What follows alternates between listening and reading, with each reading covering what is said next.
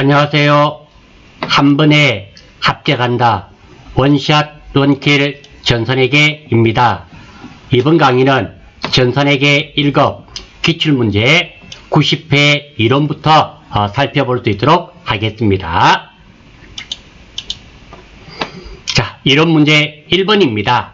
먼저 이론 문제를 풀이하실 때는 실기 화면의 계정 과목 및 적요 등록을 실행시켜 두고 풀이하실 수 있도록 하십시오. 계정 과목에 관련된 잘 모르는 부분이 있으면 꼭 여기에 실기 화면의 계정 과목 및 적요 등록에서 컨트롤 F를 이용해서 찾아보시면 의외로 쉽게 맞추실 수 있는 문제가 두세 문제 정도는 있습니다. 자, 1번입니다. 다음은 도매업을 영위하는 한국의 비용 관련 자료이다. 영업 외 비용의 합계액은 얼마인가? 자, 이거 마찬가지죠. 이거 포인트입니다. 계정 과목이 기억나지 않으실 때는 계정 과목 및 적요 등록에서 컨트롤 F를 이용하면 쉽게 찾으실 수 있습니다. 자, 요거 한번 찾아볼 텐데요. 제가 요거 한 2개, 3개 정도만 찾아보겠습니다. 자, 감가상각비와 외환차손 한번 보겠습니다. 자, 먼저 여기서 컨트롤 F입니다. 컨트롤 F. 외환차손 엔터 했더니 찾아졌네요. 아래쪽에 찾아졌습니다.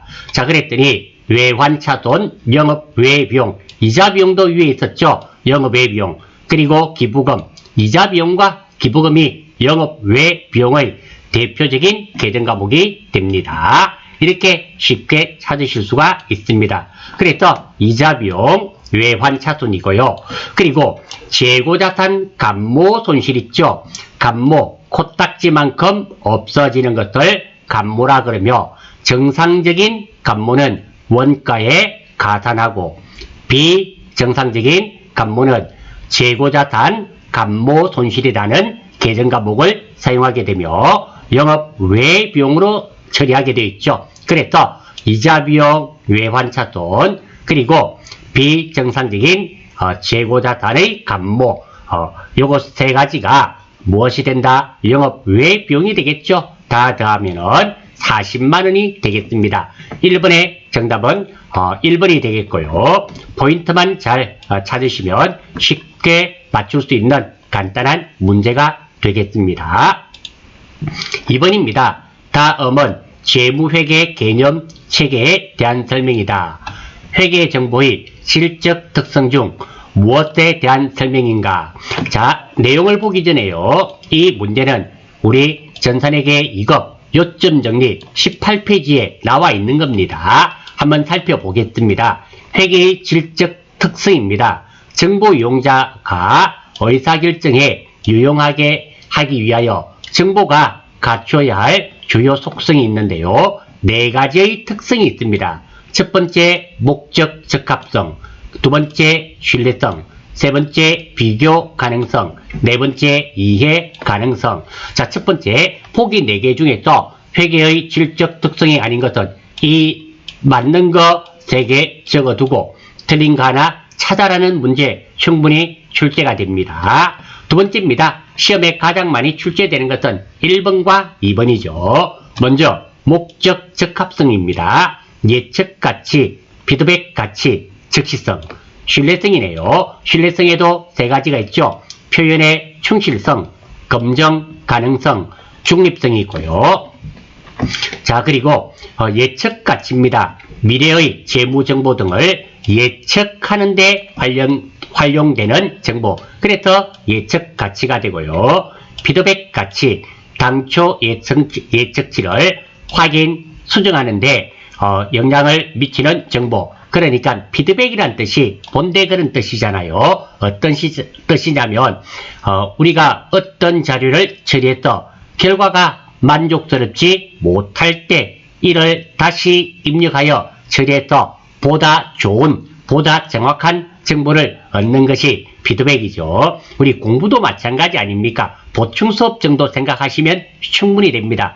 왜냐하면 보충 수업 하는 이유는 우리가 수업 시간에 정상적으로 알려드렸는데 이해 안 되는 부분 있죠? 그 부분만을 따로 모아서 강의를 해서 좀 더 완벽하게 알려주려는 그런 목적이 바로 피드백이 되는 겁니다. 즉시성.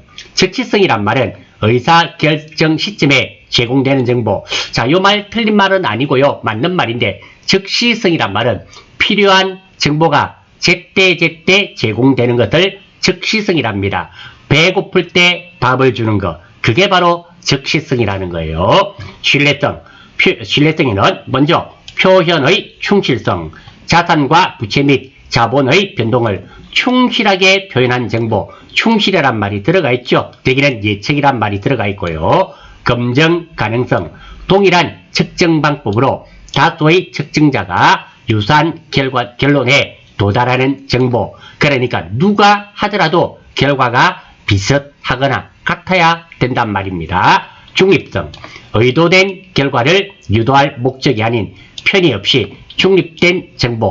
그러니까 우리가 중립성이 확보되어야 된다. 이런 의미가 되겠죠. 그리고 목적 적합성과 신뢰성은 서로 상충관계입니다. 관계로서 균형을 맞추는 것이 중요합니다. 그러니까 목적 적합성이 높아지게 되면 신뢰성은 떨어지게 되고요. 그리고 목적 적합성이 낮아지게 되면 신뢰성은 높아집니다. 이렇게 상충관계, 어떻게 보면 반대 관계가 있기 때문에 서로 균형과 조화가 적절히 이루어집니다. 그리고 비교 가능성, 기관별 비교가 가능해야 하고 기업 실체 간의 비교 가능성도 있는 정보가 되어야 됩니다. 그리고 자, 이게 보기 4개 중에서 목적 적합성이 아닌 것 해가지고 3개 적어주고 신뢰성을 하나 적든지, 또는 신뢰성 보기 4개 중에서 신뢰성이 아닌 것은 성격이 다른 것은 해서 신뢰성 3개 적어주고 목적 적합성 하나 적고 찾아내는 이런 문제도 출제가 됩니다. 그래서 목적 적합성 3가지는 꼭 외워주시고요. 나머지는 다 신뢰성으로 생각하시면 됩니다. 외우시는 요령은 예수님의 피도 적색입니다. 빨간색입니다. 그래서 예측가치, 피드백가치, 즉시성, 이렇게 된다는 거, 이 3가지는 꼭 기억해 주십시오. 자, 이 내용을 알고 있다는 가정하에 문제 한번 보겠습니다. 정보 이용자가 기업 실체의 미래 재무 상태, 경영 성과, 순 현금 흐름 등을 예상하는데 그 정보가 활용될 수 있는 능력을 의미한다. 예를 들어 반기 재무제표에 의해 발표되는 반기 이익은 올해의 연간 이익을 예상하는 데 활용할 수 있다. 자, 여기 보시면 예상 이런 말이 나와 있잖아요. 그래서 이번에 정답은 2번 예측 가치가 되겠습니다. 이게 자주 출제되는 문제는 아닌데요. 우리가 전산회계 1급에 응시하시면서 이 정도는 알고 계셔야겠다 라는 말씀드리면서 다음 문제 3번 보겠습니다. 다음 중 자본에 대한 설명으로 옳지 않은 것은 틀린 거네요. 항상 문제는 맞는 것은 틀린 것은 중요합니다. 이익잉여금을 자본 전입하는 주식 배당 시 이게 무상증자가 되겠죠. 우리 회사에 이익잉여금이 생겼습니다. 이 이익잉여금을 주주들에게 배당을 해줘야 되는데요. 우리 회사에서 돈을 주주들에게 배당을 해주게 되면 돈이 없어요. 돈이 나가니까 없겠죠. 그래서 무상증자, 자본을 증가시키고 주식으로 주는 겁니다. 자본 전입하는 주식 배당 시 이게 바로 무상증자가 되겠죠. 자본금은 증가하고 맞습니다. 이익잉여금은 감소한다. 1번 맞는 말이네요. 자, 무상증자를 하게 되면 정조화가 되니까 자본금이 증가되겠죠. 그리고 이익잉여금이 줄어들지 않습니까? 둘 다 자본 항목입니다. 1번 맞는 말입니다. 두 번째, 주식 발행 초과금은 왜 우리 주식은 할인 발행, 할증 발행, 액면 발행이 있지 않습니까? 주식 발행 초과금이란 말은 할증 발행을 했죠. 주식의 발행 가액이 액면 가액을 초과하는 경우, 그렇죠. 액면가보다 발행가가 더 많이 받는 거 주식 발행 초과금이 됩니다. 그 초과 금액을 말한다. 이번도 정확한 설명입니다. 기말 재무상태표상 미처분 이익잉여금은 당기의 이익잉여금 처분 사항이 반영되기 전 금액이다. 이게 3번도 맞는데요. 혹시 여러분들 제 손인데요. 기억나시나요? 우리 실기 문제에 기본 문제 보시면 제조원가 명세서 바꾸고 그리고 손익계산서 바꾸고 이익잉여금 처분계산서 바꾸고 그리고 재무상태표 바꾸고 이거 있었죠. 여기서 이익잉여금 처분계산서 바꾸고 나서 미처분 이익잉여금이 있습니다. 이 금액을 어디에 재무상태표에 반영하죠. 예, 3번 맞는 말입니다. 4번 주식배당과 무상증자는 그렇죠. 무상증자를 해서 주식을 배당하는 거죠. 순자산의 증가가 발생한다. 자, 순자산이란 말은 무엇이 된다? 순자산이란 말은 자본을 말합니다. 자본을 말하는 거예요. 증가한다. 틀렸습니다. 자, 어떻게 되는가 하면 똑같습니다.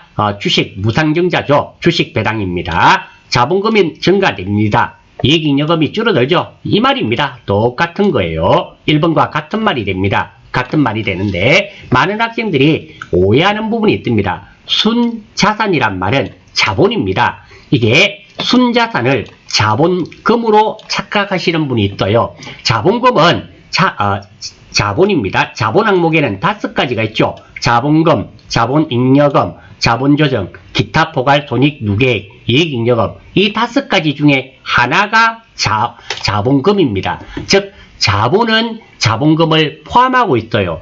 자본과 자본금은 다르다는 겁니다. 하나의 항목이에요. 그래서 순자산이란 말은 자본을 말합니다. 이것도 이익잉여금도 자본이고요. 자본금도 자본입니다. 그래서 자본 증가, 자본 감소. 그래서 변화가 없습니다. 정답은 4번이 됩니다. 자, 이 문제 의외로 잘 틀리시는데요. 순자산의 증가가 자본금이 증가된다. 이렇게 받아들이시는 경우도 있습니다. 아니라는 겁니다. 순자산이란 말은 자본을 말한다. 요거 제가 메모해 두었죠. 이거 의외로 오해하시는 분이 많이 있습니다. 포인트입니다. 유상증자, 돈을 받고 우리 회사 주식을 발행하는 것이고, 무상증자는 돈을 받지 않고 주로 주주들에게 공짜로 발행하는 거죠. 그러니까 배당금을 줘야 되는데 돈을 주게 되면 우리 회사가 신규 사업에 투자할 수가 없습니다. 그래서 이 이익잉여금을 어디에 자본금에 넣고 그리고 주주들한테는 무엇을 준다? 주식을 주겠단 말입니다. 그게 무상증자가 되는 것입니다. 3번의 정답은 4번이 되겠습니다. 4번 다음 사항 중 재고자산에 포함되는 금액은 얼마인가? 단 미착상품 아직 도착하지 않았네요. 모두 매입하는 상품. 미착상품은 매입하는 상품으로 운송 중에 있는 것으로 가정한다. 이것도 전산회계 2급 요점 정리 53페이지에 나와 있는 겁니다. 자, 그 53페이지에 있는 내용을 보겠습니다. 미착품이네요. 아직 도착하지 않은 거. 선적지 인도 조건으로 운송 중이면 내 거죠. 왜? 선적이니까 배 실험만 주면 내 겁니다.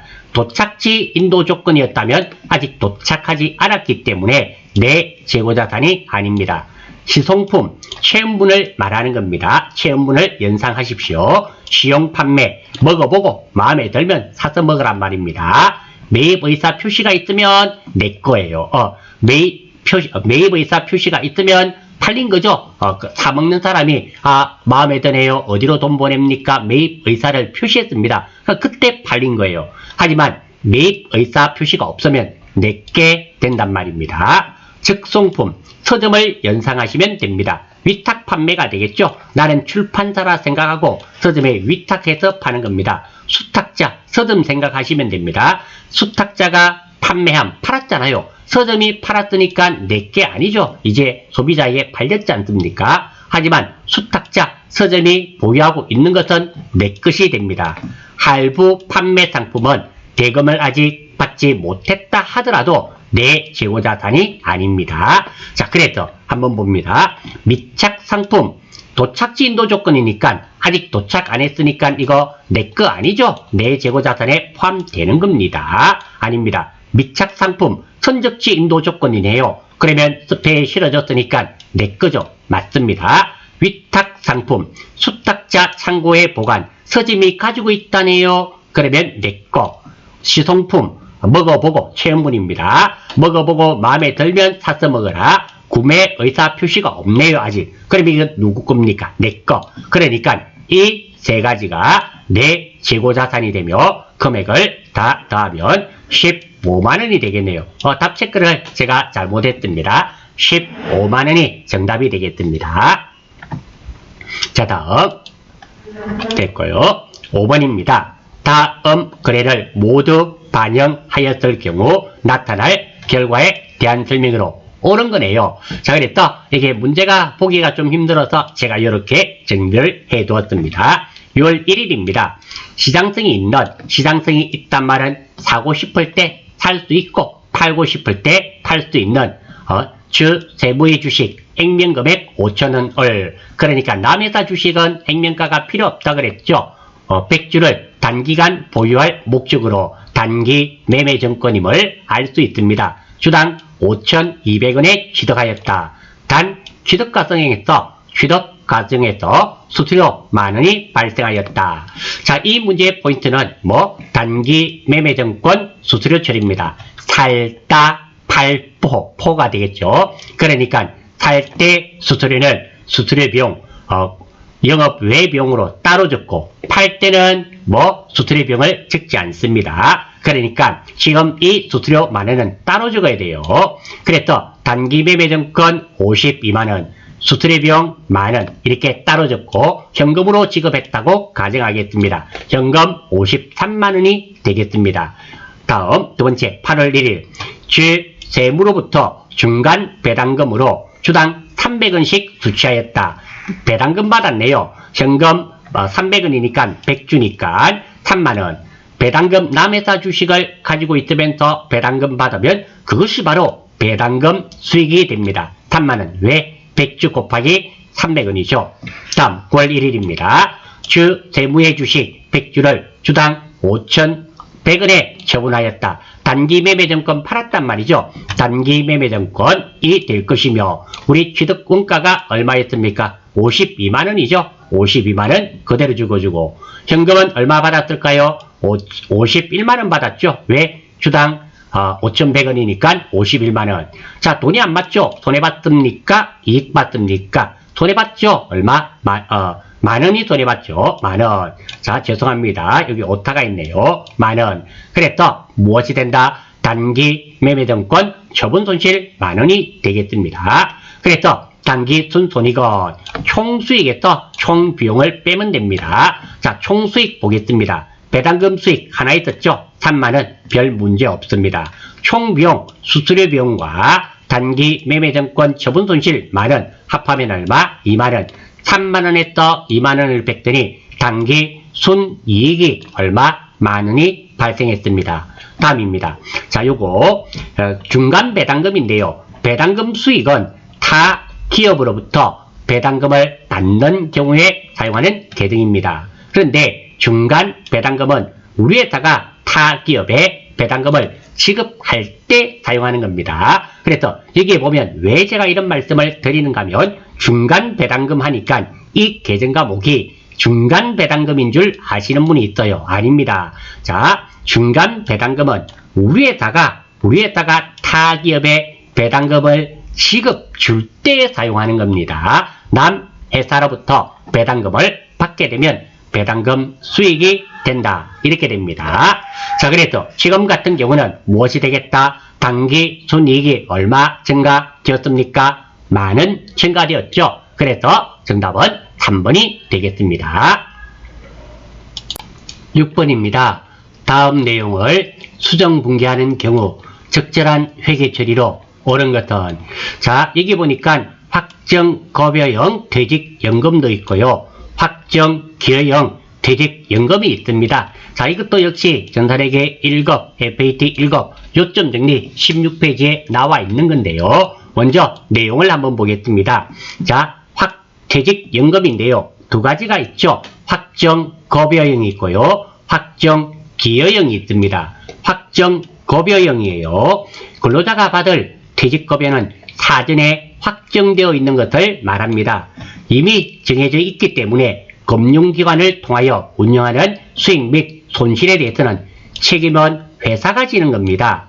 따라서 운영 책임은 사업주가 진다는 말로써 안정성이 확보되어 있다고 볼 수 있습니다. 확정 급여형인 경우는 퇴직연금 운용자산으로 회계 처리합니다.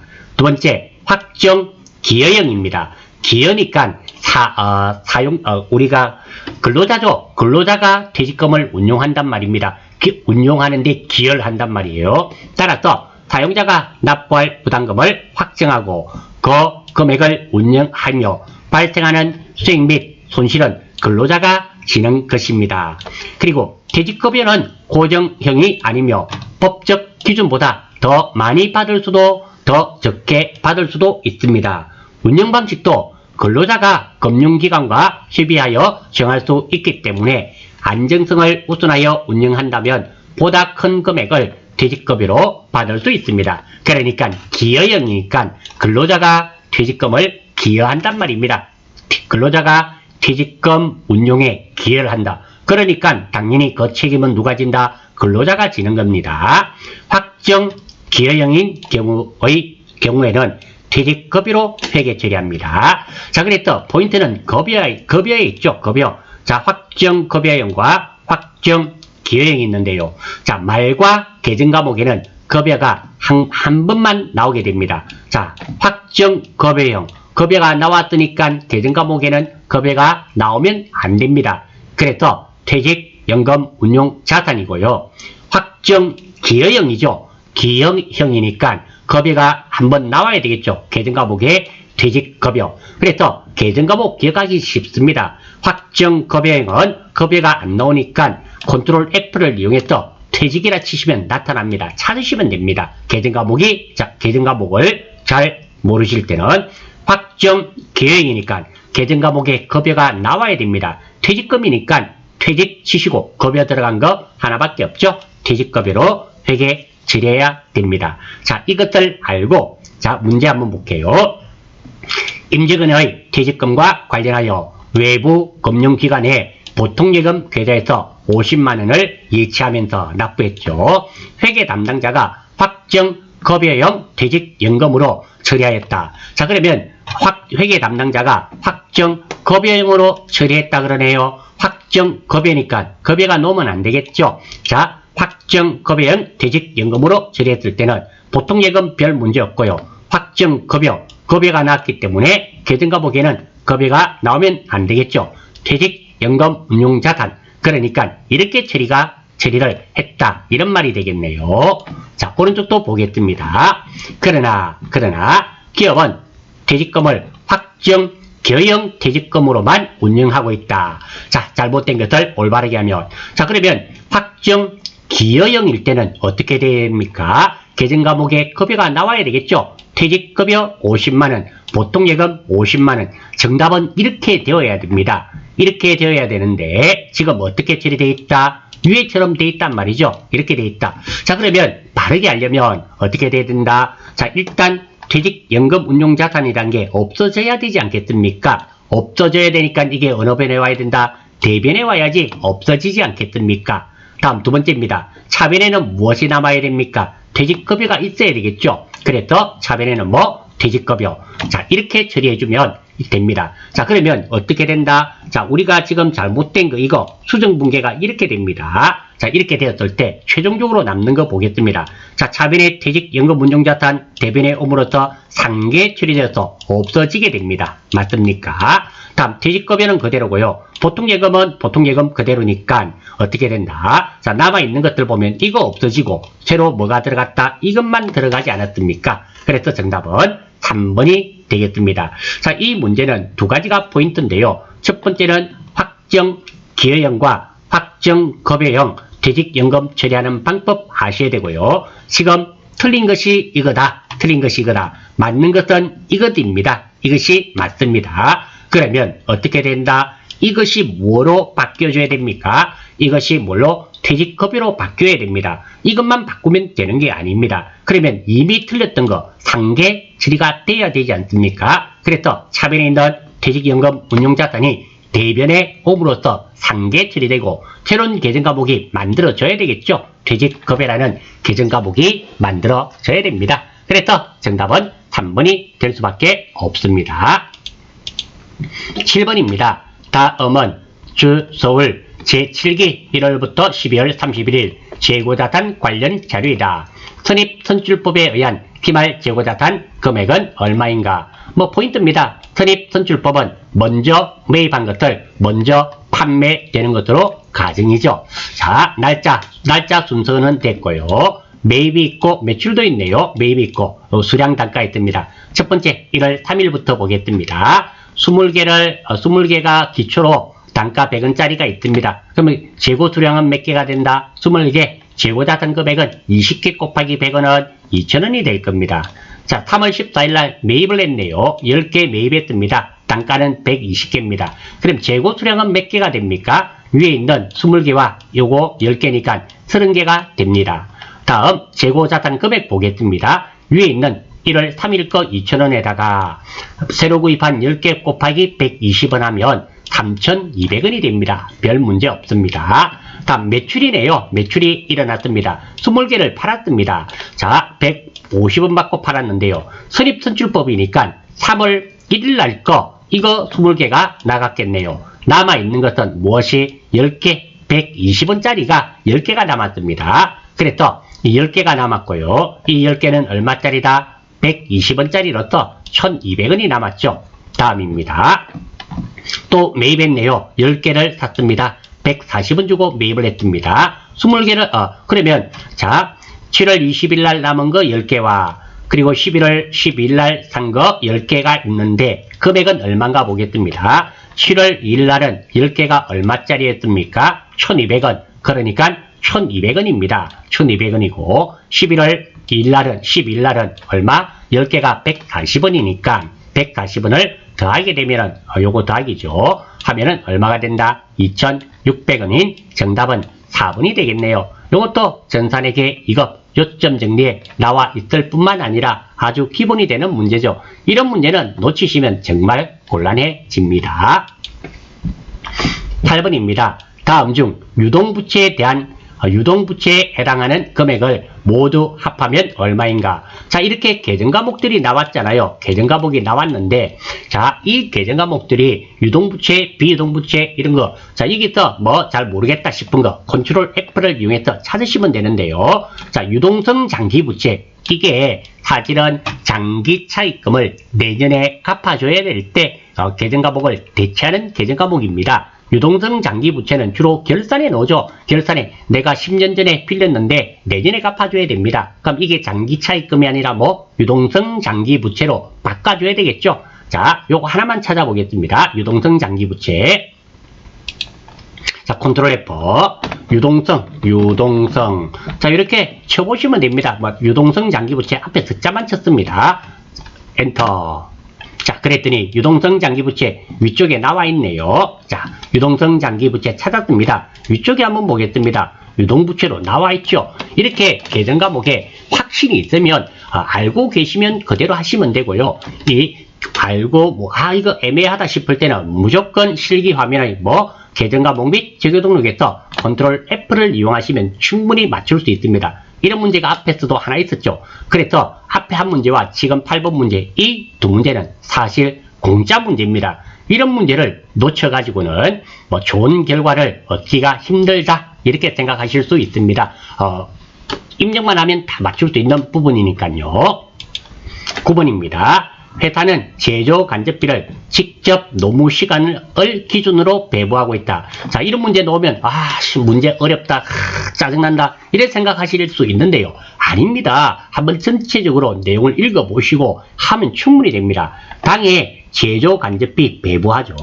배부 차이는 많으니 과대 배부되었다. 그러니까 많이 배부되었단 말입니다. 어려운 거 아닙니다. 내가 놀러 갈 때 이래 생각하면 돼요. 놀러 갈 때 비상금을 11만원을 들고 갔습니다. 근데 놀러 갔더는 얼마? 10만원을 썼어요. 많이 가져갔습니까? 작게 가져갔습니까? 자, 이 11만원은 예상이잖아요. 예상해서 가져갔고 실제로 돈 돈은 10만원. 이런 경우가 만원을 1만 원을 많이 가져갔다. 그 말 아닙니까? 이게 제조간접비 배부 차이가 있는데 만 원이 과대 배부되었다. 이 말은 내가 예상해서 가져간 돈이 만 원이 많았단 말입니다. 그렇게 받아들이시면 돼요. 다음입니다. 단기말 현재 실제 제조간접비 발생액은 실제 놀러가서 쓴 돈은 4만 원이고 그러면 내가 갈 때 얼마 가져갔단 말입니까? 생각해 보세요. 내가 놀러가서 실제 쓴 돈은 얼마가 된다? 4만 원 썼단 말입니다. 근데 그게 4만 원 쓰고 나니까 만 원이 남았단 말이잖아요. 그럼 내가 예상해서 가져간 돈은 얼마입니까? 5만 원 가져갔단 말 아닙니까? 그래 내가 5만 원 배부했는데 실제 쓴 거는 얼마다? 배부된 건 4만 원. 그러니까 만 원 과대 배부되었습니다. 맞지 않습니까? 그리고 실제 논문 시간이 2000시간일 경우 예정 배부율은 그럼 시간을 나눠주면 되잖아요. 그럼 예정해서 가져간 돈이 얼마? 우리가 5만 원이었습니다. 그런데 시간이 몇 시간 놀았습니까? 2000시간 나누면 얼마? 25원이 되겠죠? 25원이 됩니다. 자, 이렇게 충분히 풀어집니다. 자, 공식으로 한번 풀어볼게요. 공식으로 푼다면 예정 배부액입니다. 내가 놀러 갈 때 가지고 예상해서 가져가는 돈은 실제 노무 시간 곱하기 예정 배부율이 됩니다. 자, 그런데 요거예요. 우리가 구하는 건 예정 배부율입니다. 예정 배부액을 보겠습니다.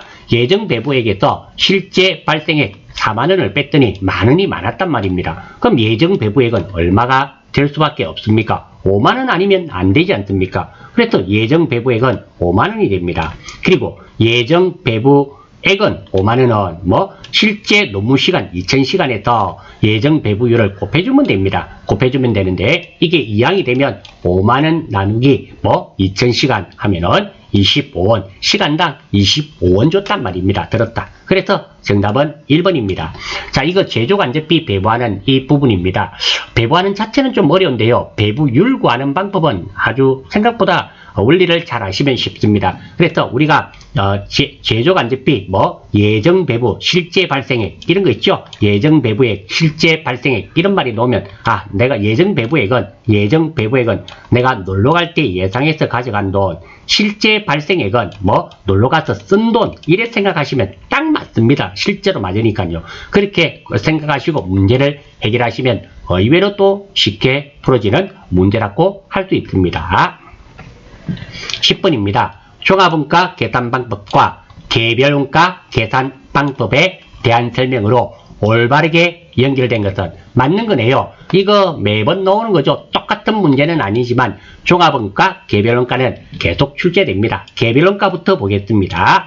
개별이니까 각각 원가를 계산하겠단 말이고요. 종합원가는 한꺼번에 뭉텅그리로 계산해서 n분의 1로 쪼개버리겠단 말이죠. 자, 개별원가, 다품종, 토량, 주문 생산하는 업종에서 채택합니다. 그리고 작업 원가표에 의해서 원가가 집계되는 반면에 종합원가는 소품종, 대량 생산하는 업종에서 채택합니다. 주로 공장에서 생산하는 거죠. 그리고 제조 공정별로 원가가 집계됩니다. 그러니까 개별원가는 작업 원가표에 의해서 원가가 집계되는 반면에 종합원가 계산은 제조 공정별, 공정이란 말이 나오면 그것이 다 종합원가가 됩니다. 장점입니다. 개별원가의 장단점, 원가 계산이 각각 하니까 정확합니다. 단점으로는 정확한 대신에 원가 계산에 많은 노력과 비용이 필요하고요. 종합원가는 반대겠죠. 원가 계산이 가장 편합니다. 간단합니다. 그리고 원가 계산에 시간과 노력이 적게 들어 경제적인 반면에 단점으로는 원가가 상대적으로 부정확합니다. 그래서 개별 원가의 장단점이 종합원가는 반대입니다. 반대. 그렇게 생각하면 굳이 기억할 필요도 없고요.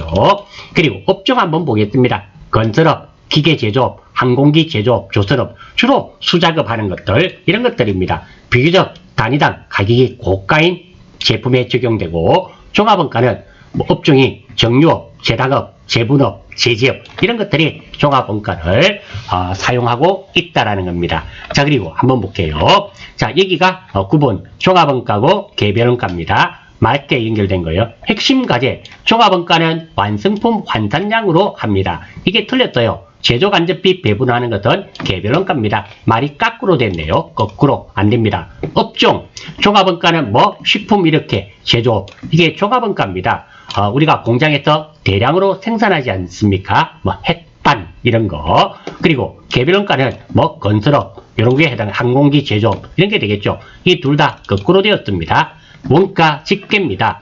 종합원가는 공정별이랬죠. 공정별, 부분별 집계. 예, 맞습니다. 개별 원가니까 뭐, 개별, 작업별 집계. 예, 정답은 3번이네요. 종합원가. 종합원가는 뭐, 원가가 정확하지 않죠. 개별 원가 계산 방법이 정확한 원가 계산이 되며, 그래, 종합원가가 편하게 구할 수 있죠. 대신에 원가는 정확하지 않다 그랬습니다. 예, 이것도 틀렸네요. 따라서 10번의 정답은 3번이 될 수밖에 없습니다. 11번. 다음은 원가 개념에 대한 설명입니다. 공인중개사 시험 수험서, 공인중개사 수험서 구입비 5만원은 어떤 원가를 의미하는가? 이것도 요점 정리에 있는 부분입니다. 자, 기회비용과 기회비용과 매몰 원가에 대해서 살펴보겠습니다. 기회비용이란 말은 선택할 수 있는 대안들 중 어느 하나를 선택함으로써 다른 대안들을 선택하지 못하게 되는데, 이때 선택하지 못한 것의 최대 비용이 기회비용이 되며, 이 기회비용은 의사결정에 반드시 고려해야 하는 원가입니다. 자, 기회비용. 이게 말이 좀 어렵죠? 어려운데, 이런 경우입니다. 자, 내가 고3입니다. 고3이라 가정하고 진로를 취업을 할 건지, A 대학을 갈 건지, 아니면 뭐, 고등학생이니까 또 사관학교를 갈 건지, 이렇게 세 개 중에 하나를 선택하게 하려고 합니다. 그래서 나는 사관학교에 가버렸습니다. 그러면 이 두 가지를 선택하지 않잖아요. 이때 내가 취업을 했더라면 돈을 벌었지 않습니까? 돈을 벌었고 기회가 있죠. 이 돈을 벌었다는 이 기회 상실해 버렸습니다. 이거 고려가 돼야 됩니다. 만약에 대학을 갔다고 가정했을 때도 마찬가지입니다. 뭐 대학을 졸업해서 훌륭한 기업가 또는 훌륭한 전문인이 될 수도 있었어요. 이게 포기를 하고 뭐 군인이 되어버렸잖아요. 이 비용들은 생각을 하고 이게 선택이 되어야 된다. 이것이 바로 기회비용이 된다라는 겁니다. 하지만 매몰 원가입니다. 매몰 원가. 과거에 발생한 원가로서 현재 또는 미래에 전혀 영향을 미치지 않는 원가로서 의사결정에 미치지 않는 원가입니다. 그러니까 매몰. 왜 우리가 조류 인플루엔자 이런 거 오면 매몰 처분하죠. 땅에 묻어버리잖아요. 그래서 매몰 원가는 과거에 발생한 결과로서 현재 의사결정에 어떻게도 영향을 미치지 않는 그런 원가가 매몰 원가가 됩니다. 왜냐하면 우리가 이것도 비슷한 예를 한번 들어볼까요? 뭐 비슷한 예는 아닌데 저는 지금 현재 와이프와 아들 하나 딸 하나 이래 있습니다. 그런데 나이도 좀 많이 되죠. 그런데 밖에 가다 보니까 와 정말 내가 여지까지 본 사람 중에 가장 이상적인 여성을 하나 만났습니다. 자, 이거 어떻게 됩니까? 만나봤자 헛방이죠. 왜? 나는 이미 부인과 자식들 있지 않습니까? 있는데 이상적인 여성을 만났다고 해서 달라지는 게 없습니다. 이게 바로 뭐가 된다? 매몰 원가가 될 수 있다는 겁니다. 나는 이미 과거에 다 결정이 나 있어버려요. 미래에 어떻게 선택을 한다 하더라도 그 선택이 과거에 영향을 전혀 미치지 않는다는 겁니다. 자, 지금 공인중개사 수험서 구입비 5만원은 무슨 원가인가? 이 말이네요. 공인중개사 자격시험을 위해 관련 수험서 5만원을 구입하여 공부하고 있었네요. 진로를 세무회계 분야로 전환하면서 전산세무회계 자격증 수험서 4만원을 새로 구입했다. 이때 이 5만원은 무슨 원가가 되는가? 내가 공인중개사 준비하다가 전산세무를 준비하게 되었습니다. 공인중개사는 이제 필요 없죠? 근데 의사결정에 아무런 관계 없습니다. 이런 것을 무엇이 된다? 매몰 원가랍니다. 그리고 참고로 제가 정확하게 기억은 안 나는데요. 아마 이게 70몇 회 때 똑같은 문제는 아닌데 이와 유사한 문제가 80몇 회 때인가 이론에 나왔습니다. 그래서 여러분들이 이론이 힘들어 하시는 분이 많아요. 그러면 기출문제 최소 최근에 10회 아니면 15회분 다 맞출 수 있는 그 정도 노력을 해 주셔야 됩니다. 그러면 완벽하게 1급은 합격하실 수가 있습니다. 12번. 다음 중 원가에 대한 설명으로 옳지 않은 것은, 자, 우리 원가에 3요소 있죠. 직접 재료비, 직접 노무비, 제조 간접비가 원가의 3요소가 됩니다. 기본 원가가 있네요. 기초 원가라고도 합니다. 제품 생산을 하기 위해서 반드시 필요한 원가. 재료와 사람은 반드시 필요하죠. 그래서 기본원가 또는 기초원가가 되며 가공원가 또는 가공비랍니다. 가공비니까 뭐 갈고 닦고 기름치고 쪼고 하는 거, 제품을 생산하기 위해 들어가는 노동력과 기타 부대 비용, 갈고 닦고 쪼이고 하는데 들어가는 원가입니다. 자, 일단 갈고 닦고 쪼고 하려면 어떻습니까? 직접 노무비, 사람은 들어가죠. 그리고 갈고 닦고 하면 전기 같은 거 들죠. 제조 간접비가 됩니다. 이것이 되죠. 다음 직접비, 직접적으로 추적이 가능한 원가, 즉 가장 대표적인 게 직접 재료비. 간접비는 직접적으로 추적이 곤란한 원가, 이게 제조 간접비가 됩니다. 자, 이 정도 알고 한번 보겠습니다. 직접 재료비는 기초원가에 해당된다. 자, 우리 기초원가, 기본원가, 직접 재료비. 예, 1번 맞는 말입니다.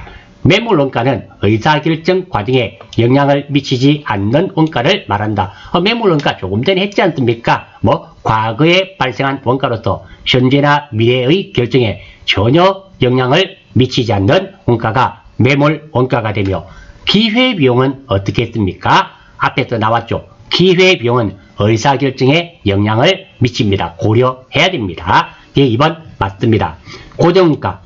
고정원가란 말은 많이 생산하든 작게 생산하든 항상 일정하게 들어가는 돈이 고정원가가 되겠죠. 조업도난 생산량의 변동에 관계없이 총원가가 일정한 원가를 말한다. 예, 맞습니다. 다음은 직접원가란 특정한 원가가 원가 직접 대상에 추적할 수 아니죠. 직접원가란 말은 직접비는 직접적으로 추적이 가능한 원가가 됩니다. 따라서 4번은 직접원가가 아니라 간접원가가 되겠죠. 그래서 4번이 되겠습니다. 13번, 다음 중 부가가치세법상 재화 공급 시기에 대한 설명으로 옳지 않은 것은, 이것도 요점 정리에 나와 있는 겁니다. 한번 보겠습니다.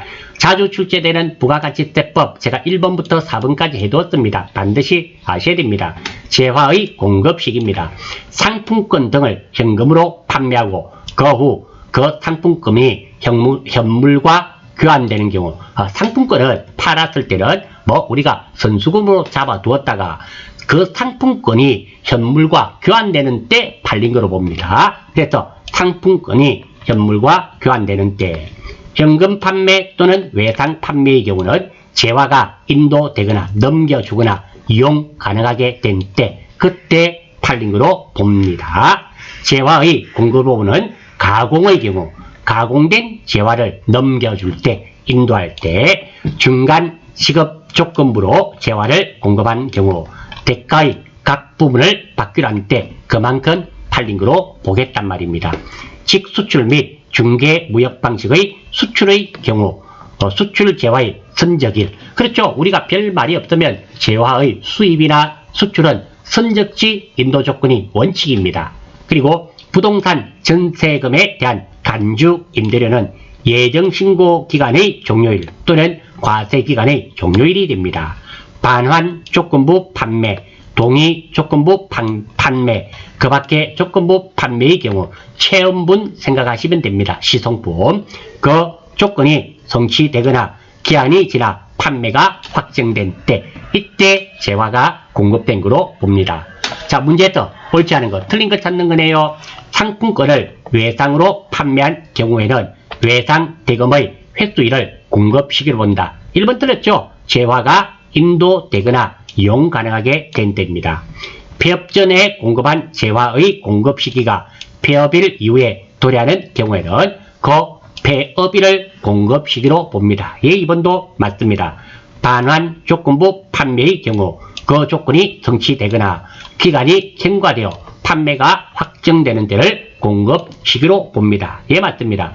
무인 판매기를 이용하여 재화를 공급하는 경우에는 해당 당해 사업자가 무인 판매기에서 현금을 인출하는 때 공급 시기로 봅니다. 예, 맞는 말입니다. 따라서 정답은 1번이 틀렸습니다. 14번, 다음 중 부가가치세법상 영세율과 면세, 영세율은 수출하는 재화에 적용이 되죠. 그리고 면세는 면세는 우리가 국내에서 적용이 되는데요.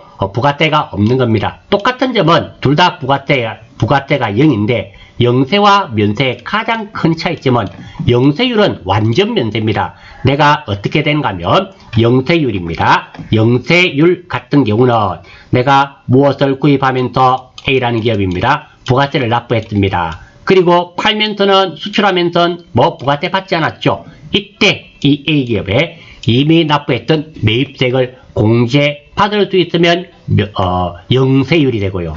이거 공제 못 받으면 면세가 됩니다. 그래서 영세율을 완전 면세라 그러고요. 면세는 불완전 면세라 그럽니다. 자, 1번 요거 한번 보겠습니다. 영세율과 면세 있습니다. 목적, 국가 간 이중과세 금지, 그리고 수출을 지원하기도 합니다. 그리고 세부담의 면세는 역진성을 완화합니다. 역진성이란 말은 세금은 수입이 많은 사람이 세금을 많이 내고, 그리고 수입이 적은 사람은 세금을 적게 내는 것이 원칙입니다. 그런데 역진성이란 말은 수입이 작은 사람이 세 부담률이 높아지는 거예요. 이 역진성은 안 좋은 말입니다. 면세를 함으로써 이 역진성을 없애는 데 그 목적이 있습니다. 예, 맞습니다. 면세 정도. 영세는 완전 면세가 됩니다. 하지만 면세는 불완전 면세입니다. 조금 전에 말씀드렸지 않습니까? 영세는 매입세액을 공제를 받습니다. 매입세액 공제를 해주는 반면에 면세는 이거 공제 안 해줘요. 그래서 불완전 면세랍니다. 과세 대상 여부입니다. 영세율은 포함되어야 됩니다. 하지만 면세는 과세 대상이 아닙니다. 왜? 부가세를 받지 않지 않습니까? 그리고 사업자 여부. 영세율은 사업자입니다. 하지만 면세는 부가가치세법상 사업자가 아닙니다. 오해하셔서는 안 됩니다. 면세 사업자는 사업자가 아니다. 아닙니다. 사업자 맞아요. 부가세법상 사업자가 아니다. 이런 말입니다. 이행 의무 여부입니다. 부가가치세법상 의무를 가집니다. 왜? 사업자니까. 하지만 면세는 부가세법상 이행 의무가 필요 없죠. 왜? 사업자로 보지 않으니까. 자, 틀린 거 찾는 겁니다. 1번, 면세 사업자는 부가가치세법상 납세 의무자가 아니다. 부가가치세법상 이행 의무 불필요. 예, 맞습니다. 면세 사업자가 영세율을 적용받고자 하는 경우 면세 포기 신고를 해야 됩니다. 영세도 하고 면세는 안 됩니다. 면세 사업자가 영세율을 적용받고자 할 때는 면세를 포기해야 됩니다. 예, 맞습니다. 3번, 영세율은 부가가치세 부담이 전혀 없는 완전 면세다. 그렇죠? 영세율은 매입세 공제됩니다. 완전 면세에 해당됩니다. 4번, 면세 제도는 소비지국 과세의, 틀렸죠? 소비지국 과세의 원칙을 구현하는 것은 영세입니다. 부가가치세의 역진성을 완화하는 것. 이 말은 맞네요. 면세는 부가세 세 부담의 역진성을 완화하는 거 맞습니다. 그러니까 이렇게 되겠네요. 이 부분은 맞는 말입니다. 면세에 대한 말이 맞지만 소비지국 과세의 원칙을 구현하는 거, 이거는 뭐가 된다? 그게 되겠죠. 영세에 되겠죠. 국가 간 이중과세 금지, 즉 소비지국 과세 원칙이란 말입니다. 그래서 14번의 정답은 4번입니다. 15번 마지막 문제네요. 당사는 5월 1일부터 5월 31일까지 공급한 금액을 모두 합하여 작성 연월 1월 5월 말일자로 세금 계산서를 발급하기로 했다. 그렇죠. 이런 경우 있습니다. 어떤 경우냐면 내가 A라는 기업에 하루에도 매출과 매입이 여러 개 발생을 합니다. 한 달만 하면 100개, 200개가 될 수 있습니다. 그러면 이거 세금 계산서 처리하는데 너무 많은 시간과 노력이 소요가 된단 말이죠. 이때 A라는 거래처와 협의를 맺습니다. 어떻게? 우리 월말에 한 장으로 끊자. 어떤 놈? 그럼 누구도 좋고 우리도 좋고 어떤 놈? 마음에 듭니다. 예, 확인. 그 경우에 해당되네요. 자, 부가가치세법상 세금 계산서는 언제까지 발급해야 하는가?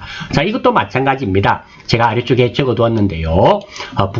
자주 출제되는 부가가치세법에 있는 겁니다. 세금 계산서는 원칙적으로 재화 또는 용역의 공급 시기에 발급해야 됩니다. 세금 계산서는 일정한 경우에는 재화 또는 용역의 공급 시기 전에도 세금 계산서를 발급할 수 있습니다. 여기네요. 월합계 세금 계산서는 예외적으로 재화 또는 용역의 공급일이 속하는 달의 다음 달 며칠까지 10일까지 세금 계산서를 발급할 수 있습니다. 그러니까 5월 말일자로 세금 계산서를 발급합니다. 다음 달 10일이니까 몇 월 며칠? 6월 10일이 되겠죠. 정답은 2번이 될 수밖에 없습니다. 다음입니다. 법인 사업자는 전자세금계산서를 의무적으로 당연히 발행해야 됩니다. 직전 연도 사업장별 공급가액 합계 면세공급가를 포함합니다. 3억 원 이상인 개인 사업자는 전자세금계산서 의무 발급 대상자입니다. 발급 대상자가 종이세금계산서를 발행하게 되면 가산세를 내게 되어 있습니다. 그리고 또 있습니다. 내가 2억입니다. 자, 2억은 뭐 전자세금계산서를 발행할 의무가 없죠. 하지만 나는 전자세금계산서를 발행할 거다. 가능합니다. 그건 가능합니다. 그러니까 3억 이상은 무조건 3억 이상과 3억 이상의 개인 사업자와 법인 사업자는 무조건 전자세금계산서를 발행을 해야 되지만 개인 사업자 연 매출액이 1억입니다. 1억인 사람이 전자세금계산서를 발행하고 싶다. 가능합니다. 국가에서는 권장하겠죠. 다음, 관할 세무서장은 조기 환급 신고에 따른 환급 신고 기한이 지난 후 15일입니다. 자, 조기 환급은 뭐 신고 기한 지난 후 15일 이내에 조기 환급을 해야 됩니다. 그래서 정답은 2번이 되겠습니다. 자, 90회 이론 문제는 제가 전체적으로 볼 때 뭐 어려웠다, 쉬웠다, 그만하다 이렇게 판단한다면 전체적으로 모르겠습니다. 제 생각으로는 좀 쉬웠다 정도에 해당이 되고요. 이런 문제는 제 생각으로는 한 12개 정도는 맞추셔야지 되지 않겠느냐 이런 생각이 듭니다. 자, 이번 강좌는 여기까지만 하고 마치겠습니다. 수고하셨습니다.